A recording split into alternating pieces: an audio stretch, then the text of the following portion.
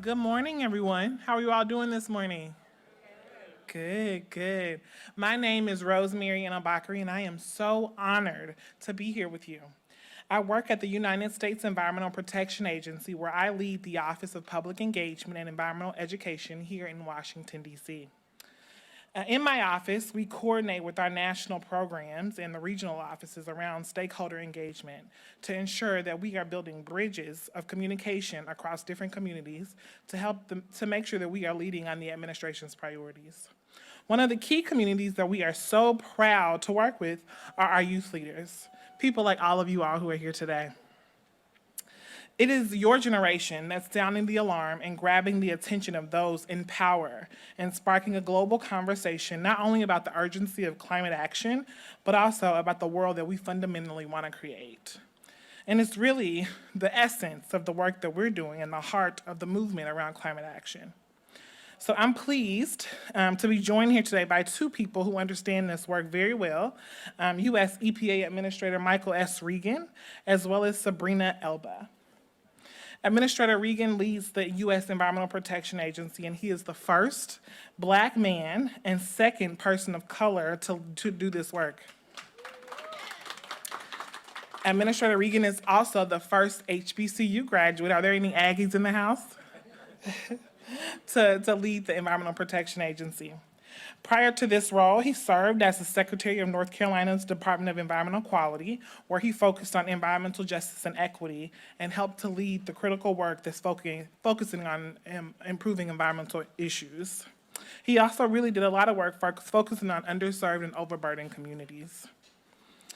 The administrator is also joined by Sabrina Elba, who is a UN Goodwill Ambassador for the International Fund for Agricultural Development. And her roots are Somalian.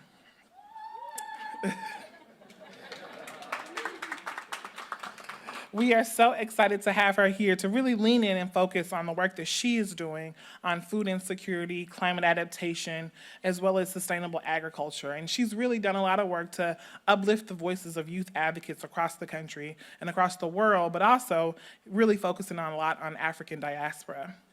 So I want to thank you all for being here for this important panel, and I'm going to turn it over to my boss, Michael Regan.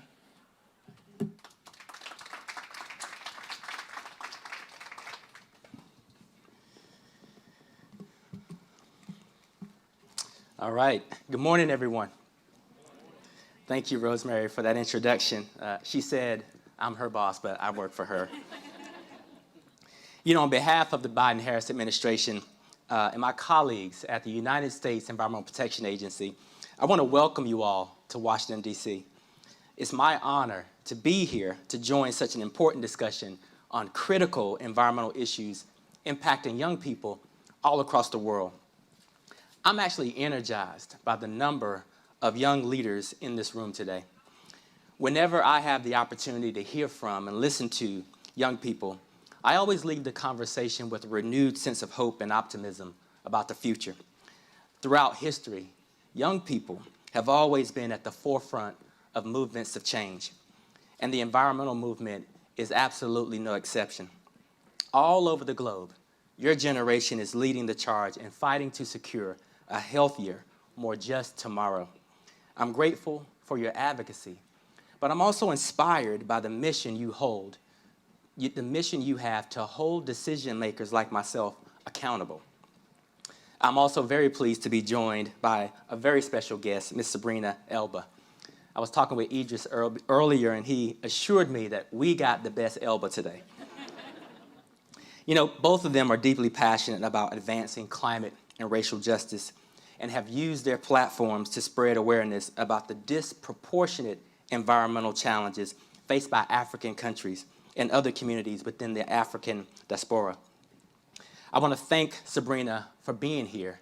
I want to thank her for her leadership, and I'm looking forward to our conversation. In the United States, the EPA is the leading environmental regulator, responsible for safeguarding public health and protecting our environment.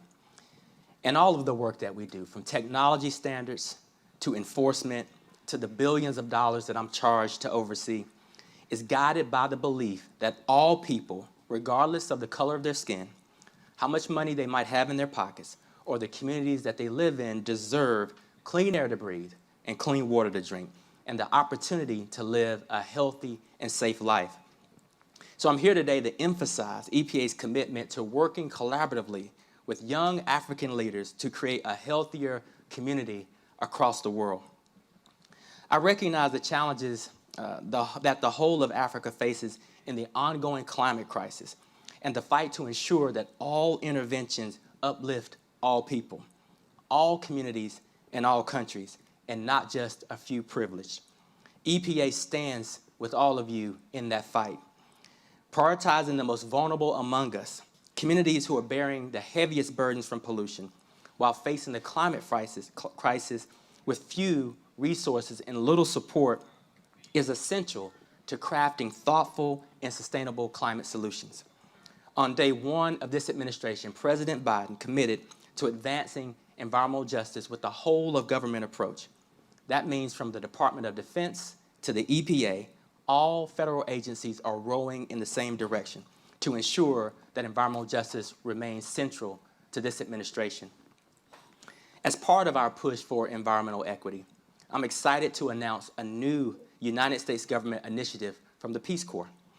Over the next year, the United States Peace Corps will dedicate over $4 million to launch a youth-focused climate initiative that will support volunteer and staff services in up to 24 sub-Saharan African countries.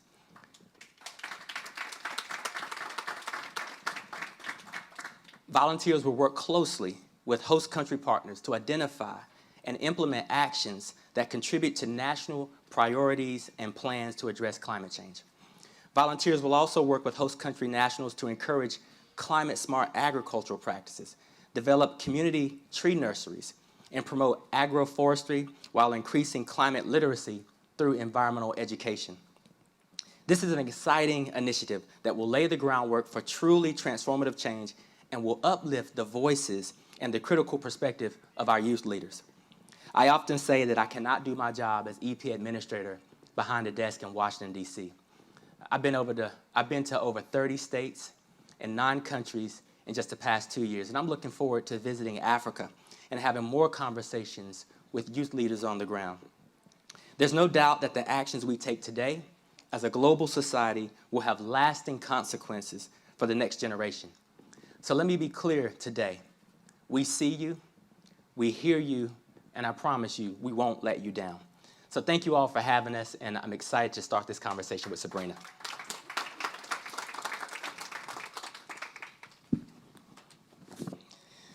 All right, Sabrina, a few light questions for you today.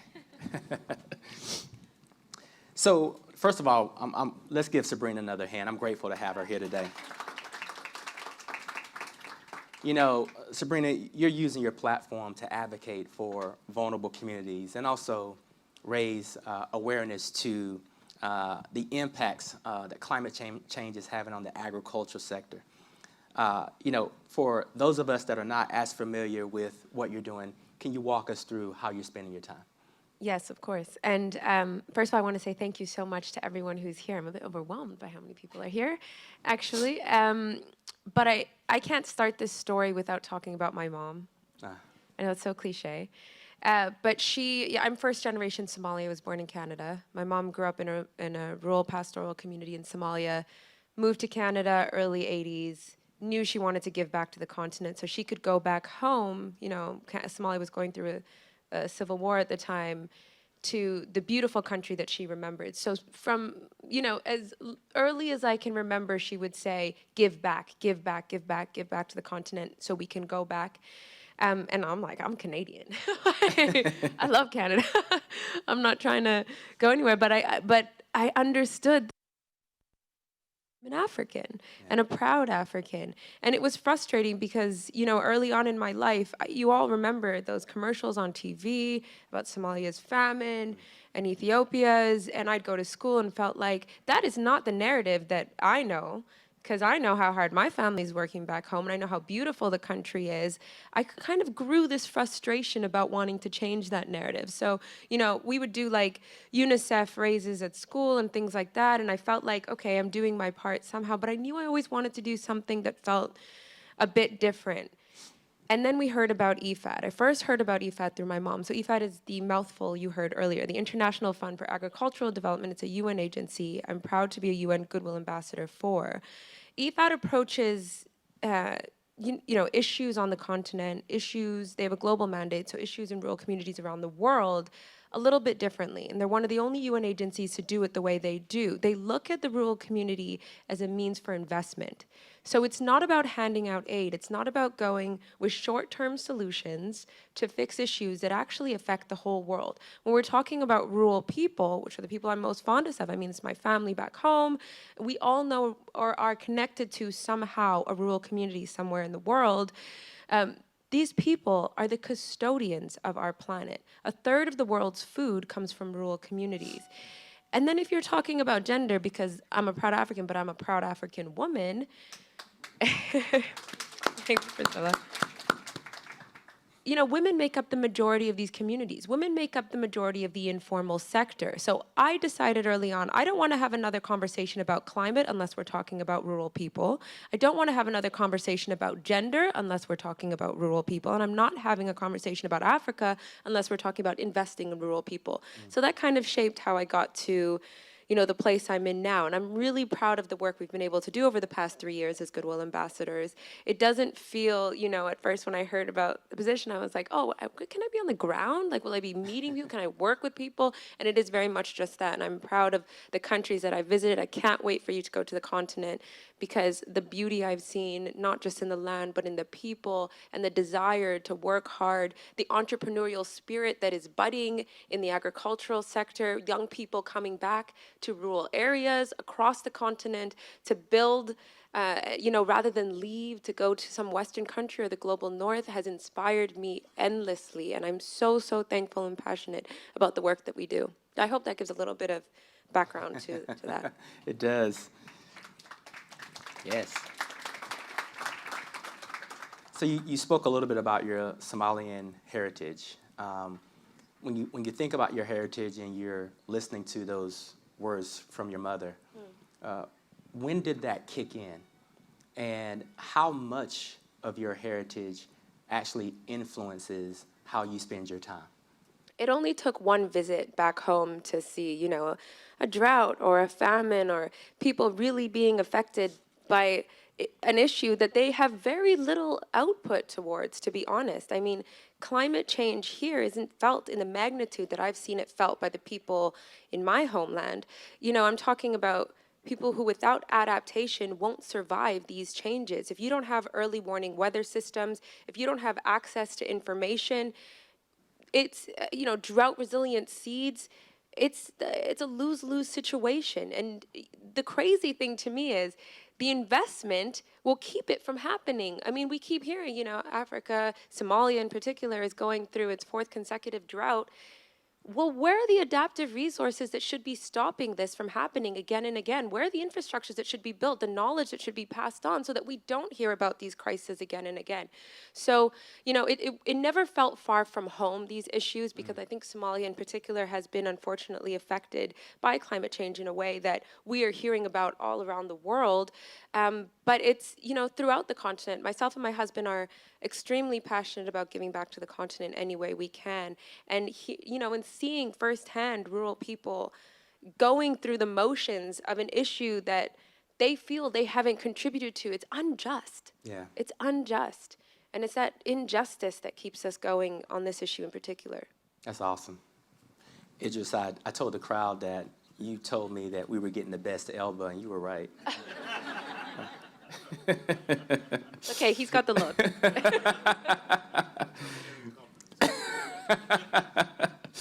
Also, I just want to say I'm so thankful for, the diaspora and Somali women like Ilhan Omar. I'm such a massive fan of you and what you represent for the Somali community. You're such a beacon of light. I can't believe you're here. So thank you. Welcome, Congresswoman. Thank you for joining us. So, Sabrina, you were in Egypt, November, COP27, participating in a very important global conversation. And you spoke about the importance of empowering women and children who obviously are disproportionately impacted by climate change. Can you tell us a little bit more about your work to empower women specifically, and what does that look like, and how can the government and private partnerships contribute to that mission that you have? Yeah, I left Egypt probably with a similar sentiment to everyone in this room. I was extremely frustrated by what felt like a kind of stall in progress from the previous COP at Glasgow, where I'd attended with my husband. Just in terms of like the focus was there. I mean, we're talking about adaptation and mitigation and how these both things are equally as important today, but still only 1.7% of climate finance reaches rural people. So, you know, there's a lot of big talk. There's not a lot of action. And it wasn't what I thought would be the kind of follow-up COP on the continent. I was so excited to see action come through. We did have some small wins. It wasn't all negative. You know, I was so happy to be alongside the German delegacy at the time. Germany has just cleared Somalia of the arrears they had with EFAD, which unlocked $30 million worth of funding. So, you know, there I was jumping up and down. I think I posted a video about it like, oh my God, I can't believe this happened. Because we've been like, is anyone going to help? Everyone's talking about Somalia. Who's opening up, you know, their hearts? So that I was excited about that, but I was unfortunately a bit disappointed with the lack of real tangible action, particularly when it comes to, you know, the discretion or the indiscretions that are happening around how rural people are actually financed. And this is the thing that we were screaming at from the top of our lungs. This isn't aid. This is investment. And if you're not investing in Africa, you're missing out. I'm sorry. You're like 1,000 years behind at this point because it's the largest growing population in the world. I read an article the other day that actually made me pass out that said Nigeria by 2100, so like just in 80 years, is going to have a bigger population than China. Wow. I couldn't believe it. I had to like fact check and like look it up. I was like, is this a false tweet or something? Like you're getting the shitty end of the stick if you're not investing, to be frank. There's people capital, there's rural people that are so hardworking and, you know, encourage a narrative that I've always believed in, that the continent is where it's at. These are the people we need to invest in. A third of the world's food comes from these people. We all saw in COVID how grocery shelves were empty. Imagine what happens when rural people who provide that much food are not looked after. That's a scary thought. Yeah. And it's a real thought. It's a real tangible thought. And if you're talking about women's and young girls' education, who's sending their children to school when they can't make a living? Sorry, people need opportunities. They need work. They need entrepreneurship that they can actually get behind. And the land is how you do it. There's a lot of land in Africa. So, you know, I don't want to be so negative. I'm trying to, you know, approach it with more positivity. But I was quite shocked. I think we should all be shocked. I'm really thankful to, you know, another hat that I am proud to wear is I chair the European Board for Global Citizen. If you haven't heard of Global Citizen, it's an amazing way to engage youth with this sort of pop and policy type approach. And when I speak to youth on these, you know, panels or stages they set up, young people are engaged. Yes. And that keeps me going. Yes. And even, you know, in Egypt, it was the young people who were unfortunately kept very far away because I was like, where are all the protesters? You know, there's nothing like protesters to keep you going during an environmental conference. It's young people who are so engaged. So they see it, and that makes me happy. And that's probably the positive sentiment I'm taking from COP. All right, and then on a positive note here. Sorry. No, that was great. That was great. If only you were a little bit more passionate, we might. Well, let me end with this question because you just teed it up, which is focusing on our youth. And we have a lot of youth leaders out here in the crowd today and those that are watching this live stream. What is your advice to our youth? And what would you say to our youth to keep them in the fight, help them get to the table, but most importantly, keep them optimistic about this potential that you see?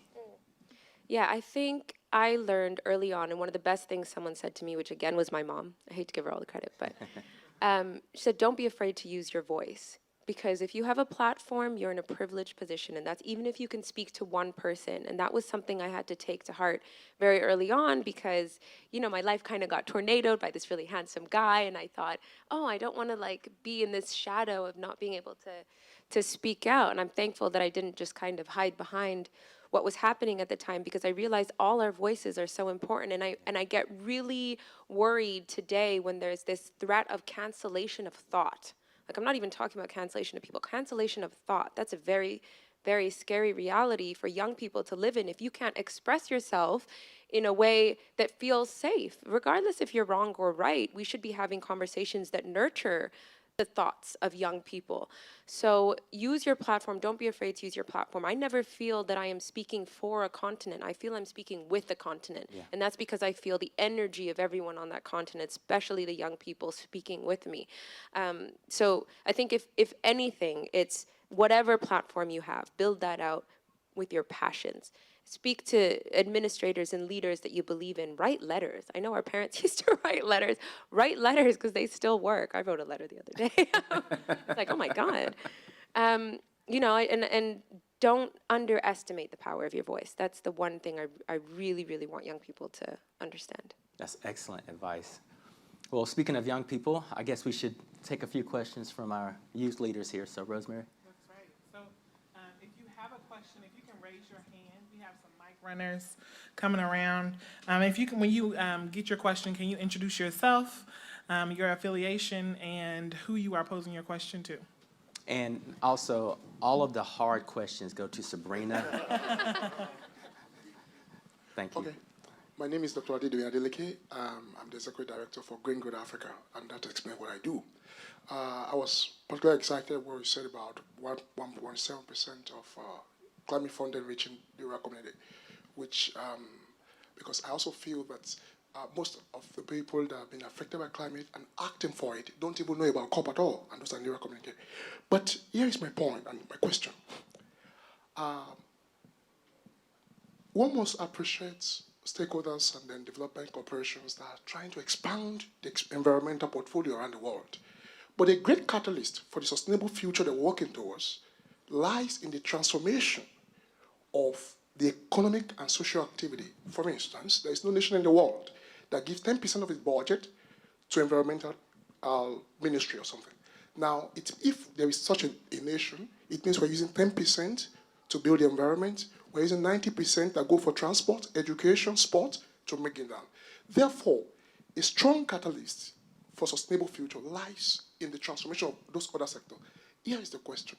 How would the United States consider integrating, making the integration of environmental sustainability dimension in the socio-economic projects that they support, apart from climate issues, looking at education, food, agriculture? How would the United States consider making environmental integration a critical requirement for the project they support?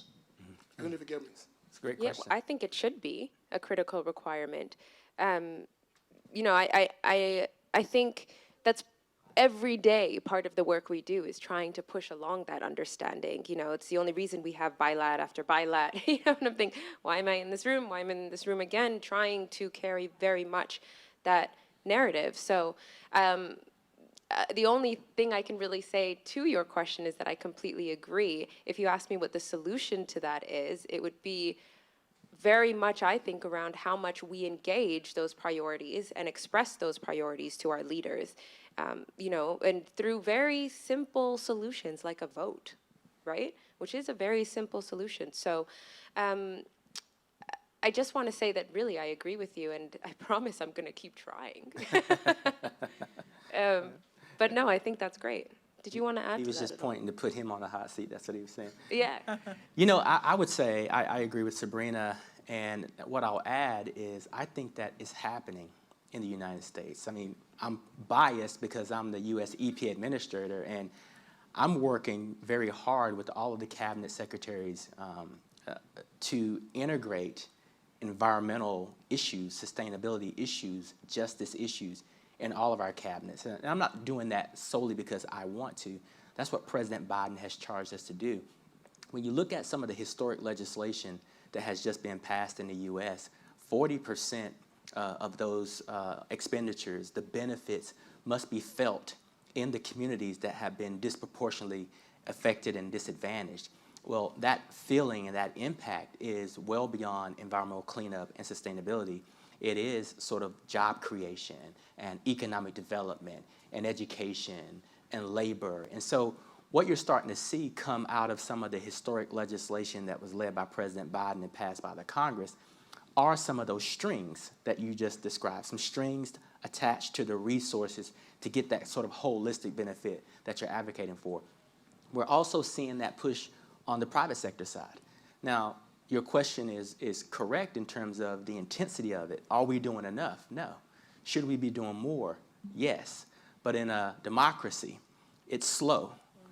It's slower than we all would like, but you're starting to see, thanks to the president's leadership and thanks to the understanding that all of this challenges the security for all of us. These are security risks, as Sabrina just laid out, just as much as things that we should do for other human beings. So we're getting there. We're not quite where you would like for us to be or where any of us would like to be, but the system is starting to trend towards the solution to the question you just posed.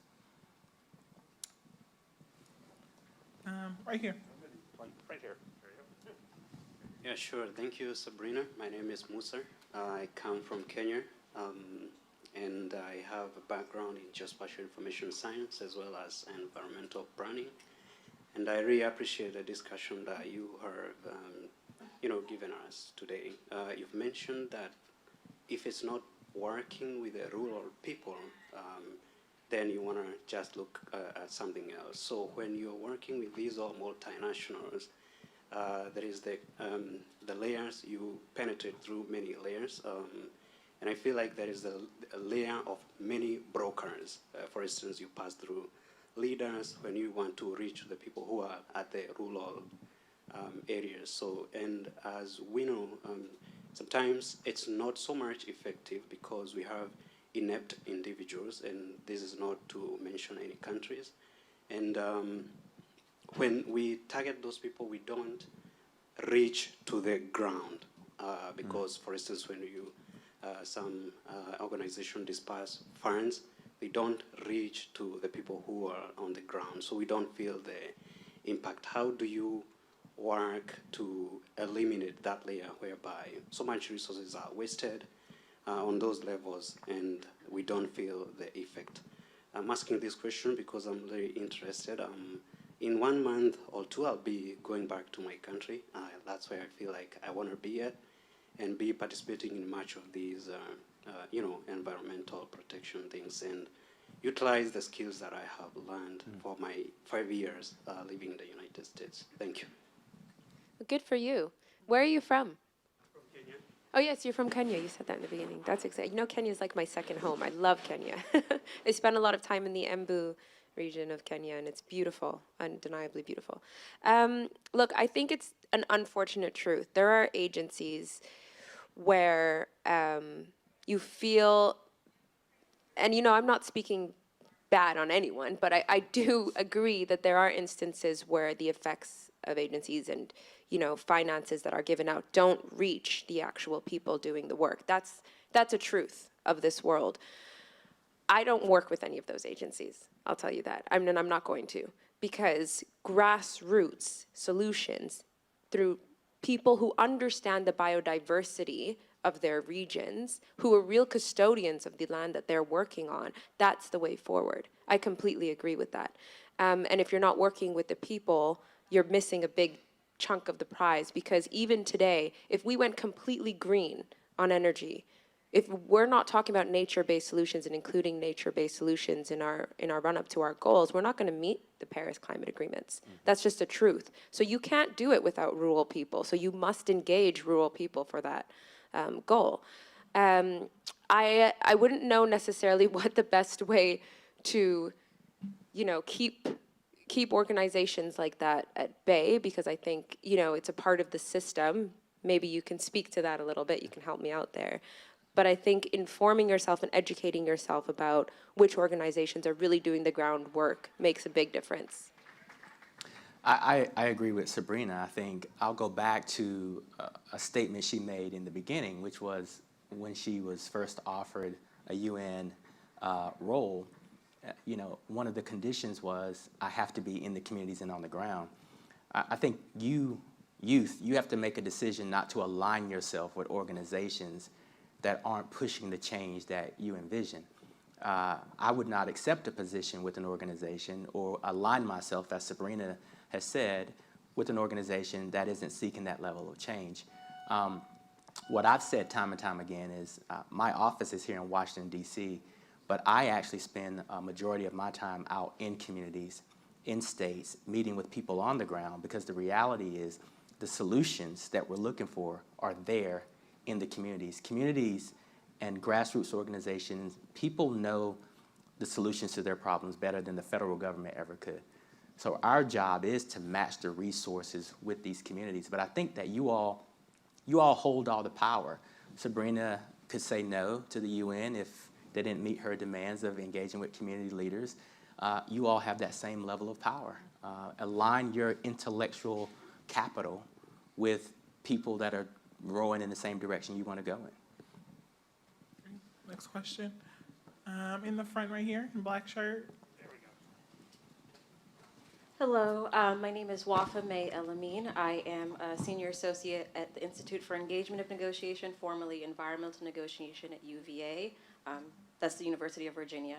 And I also have I started my own business called Self-Made Roots to foster and strengthen coalitions, grassroots, nonprofit, and community and equity-centered initiatives. But my question is around, it's kind of multi-layered. I'm going to try and tie in the discussion that you all had, but the topic of this is called environmental equity. But how can we achieve environmental equity if we know on the continent there's already so much just conflict around just achieving equality first?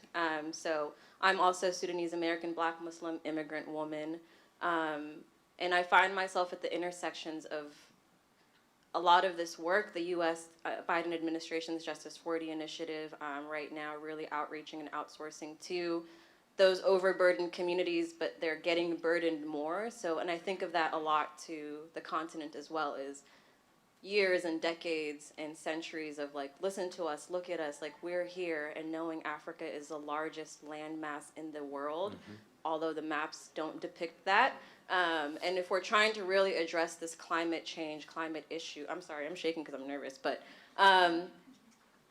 how can we do that in a way where, like, if we're using our voices, but those voices that are the loudest on the continent are the first to be killed and silenced? Like, where is our role here in the diaspora, and really getting that, like, intentional engagement and investment? Because if we're going to invest in the same way that we have been investing, it's going to be, like, not efficient, right? So that equity piece of, like, if we're going to put in millions of dollars here, copying and pasting that model for international aid, I guess that's just something I'm figuring it out and trying to figure out in my work and in my service to my communities, and like my biggest services to the human race. So just, sorry, over layered, but I'd love to hear both of your thoughts on that and see what direction you can kind of provide us and guidance in doing it together.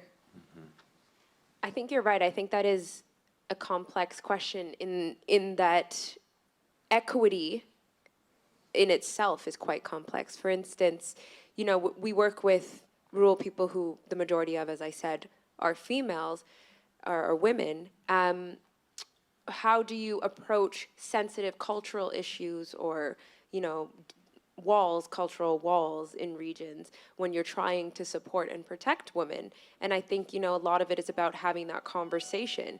And, you know, we've seen and alongside have built with EFAD, for instance, centers where people can come as forums and have these discussions so that there is more of an equitable head start for women in that particular instance. So I think, you know, just a conversation of equity is a big one. It also reminds me of, you know, when the whole COVID pandemic was happening and I was calling back home and I'm thinking, oh my gosh, COVID, COVID. And everyone was like, COVID? I don't know what I'm going to eat tomorrow. What are you talking about, COVID? You know, so I think there's also this understanding that needs to happen of what people are actually saying on the ground and connecting on the ground, because what might seem equitable to some might not be as important to others. So I bring these two examples just to highlight that I think the conversation on equity as a whole is such a large one, and it's an important one that you know, we can't ignore. But we also can't bypass government to help these issues, because for it to be sustainable, you need to include government. You need to work alongside government. So I might let you add to that if you can in any way, but I just think it's an important conversation that you raised. Well, I think Sabrina's captured it in terms of the breadth and the complexity. I'll just give an example that builds off of a previous answer, which is I don't think we can reach our full potential as a human race unless we involve communities, and government isn't the complete solution. When you look at the last Inflation Reduction Act that was passed here in the United States, EPA received $3 billion to focus on climate, environmental justice, and equity. The purpose of those resources are to pass them through in a grant capacity to organizations like yours on the ground, so that as a government, we're giving, you know, community leaders technical assistance and the resources to develop solutions that the government can partner with. So I think, to Sabrina's point, it's definitely a partnership. I do think, though, you have to have a responsible government that is open and willing to engage and learn from communities. And I think that as a country in the U.S., we are trying to walk the walk much better than we have in the past. And I think we have to prove that we can do that successfully before we lecture internationally. I would add, though, I think that as we think about global resources, we should have some strings tied to these resources. And if there is a global pot of money being provided to countries, countries should be required in some way, shape, form, or fashion to ensure certain resources absolutely reach those who have been disproportionately impacted and or who are disadvantaged in this conversation. I think that is all the time we have for questions, but I'm going to turn it back over to the administrator and to Sabrina to give some closing remarks. I just really want to say thank you. Everyone's so engaged, and it's such a nice feeling, because sometimes you feel like, you know, agriculture is not a sexy conversation. And I'm like, oh, people really, but people care. And that really touches my heart, you know, and even just the amount of questions. I just really want to say thank you. And thank you so much for being such a great moderator. Oh, well. And congratulations. We need more people like you. Oh. Thank you. Thank you. And I want to say thank you to Sabrina for just using her platform. And, you know, there are a lot of agriculture nerds out here, so anytime we need to have a conversation, the real answer is a lot of us are from rural communities. A lot of us are from disadvantaged communities. The importance of having different faces in these positions are to ensure that we are reaching everyone from a global societal standpoint. And so I'm very appreciative of the work that you do and the amount of time you spend. I was joking with Sabrina in the back room here. The level of time and attention she is spending on these topics, it's not surface. And I learned a lot in the last 5 minutes. And so the intellectual capacity and the resources that she's bringing to this discussion is so amazing. So thank you so much for what you're doing. Thank you, Sabrina and Administrator. And before you all get up, I want to take time to take a photo. So the administrator is going to do a selfie. They'll do it from up here, and the team out here will corral the crowd here in the front, and we'll do a selfie that will get posted. So if folks want to start making your way to the front of the room. This is an experiment. Although Sabrina's younger than I am, she's probably better at selfies.